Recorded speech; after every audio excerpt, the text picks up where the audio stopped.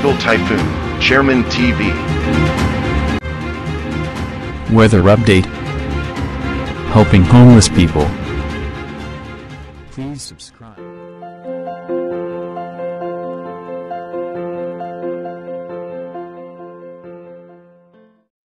Umaga po, ito po ang latest update natin ngayong araw, April 15, 2025.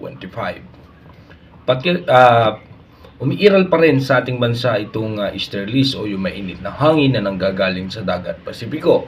At patuloy nga po na ito'y nakakaapekto sa malaking bahagi ng ating bansa.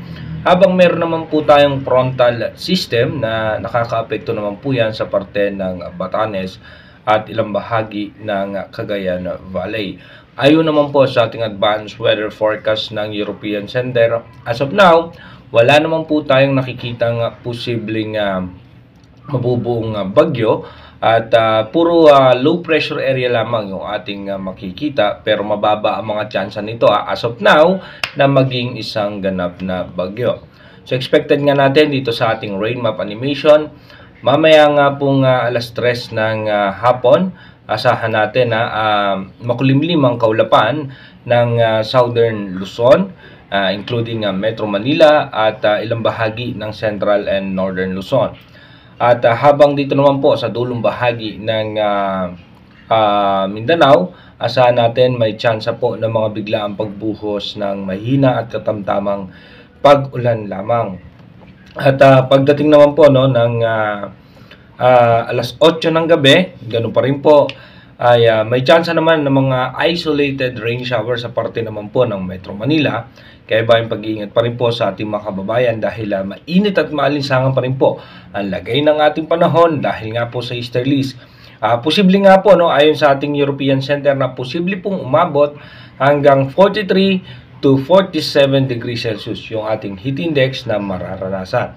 Dumako na nga po tayo sa ating advanced weather forecast. Dito nga po sa ating advanced weather forecast, bukas nga po ay April 16, tuloy-tuloy pa rin po easterlies ang makakaapekto sa ating bansa, and pagdating po ng April 17 and 18, asahan nga po natin na maganda ang lagay ng panahon pero maalinsangan at mainit dahil po yan sa easterlies. Pagdating naman po ng April 19 hanggang April 20, tuloy-tuloy pa rin po easterlies ang makakaapekto sa ating bansa at asahan natin na maalinsangan ang lagay ng panahon. At pagdating pa rin po ng April 21 hanggang April 22, dito po magkakaroon ng ITCZ o possible intertropical convergence zone. Pagdating naman po ng April 23 hanggang April 24, magkakaroon po tayo ng low pressure area. Dito po yan sa labas ng Philippine Area of Responsibility. By April 25 hanggang 26, as low pressure area, nakapaloob po yan sa ITCZ o yung Intertropical Convergence Zone.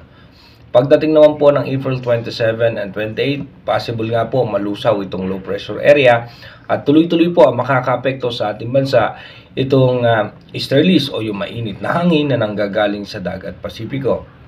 May mga bagyo nga po tayo nakikita na nabuo na nasa labas po yan ng ating bansa. Dito po yan sa parte ng Australia at tuloy-tuloy po yung mainit na hangin ay dumidiretso po yan sa ating bansa. Kaya asahan pa po natin yung mas matinding init at alinsangan ng lagay ng panahon sa mga susunod pang linggo. Inuulit ko po yung ating advanced weather forecast is possible scenario pa lamang po yan. Malaki pa rin po ang posibilidad na magbago po lahat dyan. Ito po ang inyong Chairman TV ang nagsasabi, mag-iingat po tayo palagi at God bless po sa ating lahat.